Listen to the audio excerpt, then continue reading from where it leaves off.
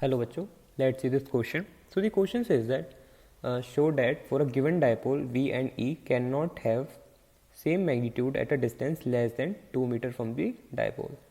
Suppose that the distance is root 5 meter. Determine the direction along which V and E are equal in magnitude. ठीक है.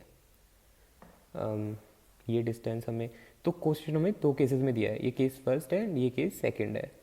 ठीक है, तो हम इसे केसेस में ही सॉल्व कर लेते हैं. पहले हमें due to dipole V and E का फॉर्मूला क्या होता है ये पता करना पड़ेगा.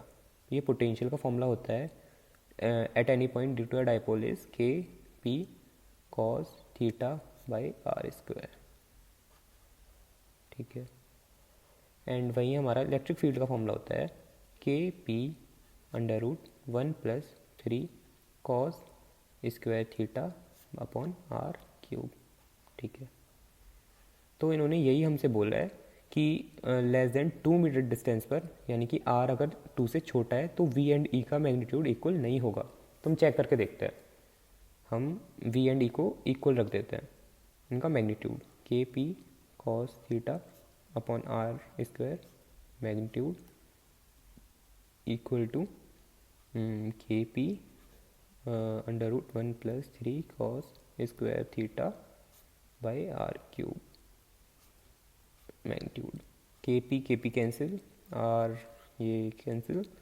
फिर हम इसे सॉल्व करेंगे, ये दोनों तरफ स्क्वायर, तो ये आ जाएगा हमारा cos theta equal to 1 cos theta 1, ये इधर जाएगा तो ये आ जाएगा अंडर रूट आर स्क्वायर -3. हमारी कॉस की वैल्यू ये आ रही है सॉल्व करके. ठीक है, अब ये हमारा ज़ीरो से बड़ा होना, आई मीन 1 या 1 के इक्वल होना चाहिए. एक नॉर्मल वैल्यू के लिए अगर ज़ीरो होगा तो cos theta equal to infinite हो जाएगा. यानी कि हमारा R square -3 whole under root is more than और इक्वल टू 1 होना चाहिए, तभी तो ये हमारी कोई रियल वैल्यू आएगी. ठीक है, अब हम दोनों तरफ स्क्वायर करेंगे, स्क्वायरिंग बोथ, तो हमारा वैल्यू होगी R square -3 equal to 1. Further ये होगा हमारा R square is more than equal to 4, so R comes to be more than equal to 2. यानी कि ये ऑप्शन, ये इक्वेशन ठीक है, ये स्टेटमेंट जो इन्होंने बोली है ये राइट है. हमारा ये आ गया. यानी कि या तो दोनों का मैग्नीट्यूड इक्वल होने के लिए या तो हमारा आर 2 होना चाहिए और मोर देन 2 होना चाहिए. R should be less than more than or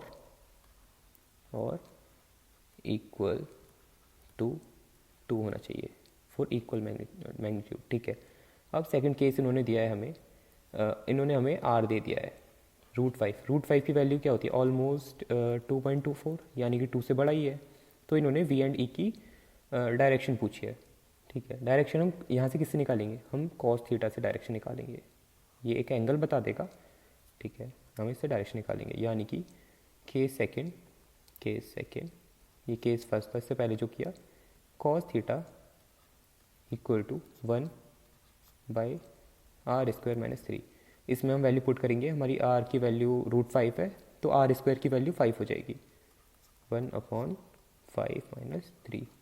so cos theta comes around 1/√2. ठीक है, हमारी cos थीटा की वैल्यू आ गई, यानी कि हमारी डायरेक्शन मिल गई.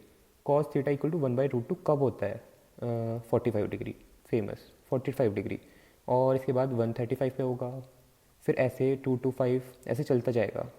ठीक है, यानी कि हमारा थीटा आ गया, cos थीटा आ गया हमारा theta equal to 45 degree, 135 degree and so on.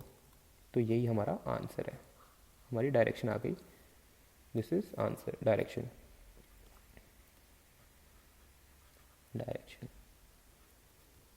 This is answer. Theta equal to 45 degree, 135 degree and so on. So हमने पहले फर्स्ट केस में दोनों को इक्वेट करके निकाल लिया. हमने यहाँ से स्टार्ट किया, हमने पहले दोनों को इक्वेट करके वैल्यूज़ निकाली, हमने कॉस थीटा की एक वैल्यू निकाल ली, उससे हमने आर की वैल्यू निकाल ली, ठीक है। उसके बाद हमने केस टू में सारी वैल्यूज़ कॉस थीटा से डायरेक्शन निकाल ली और हमारा थीटा आया 45 degree, 135 degree and so on.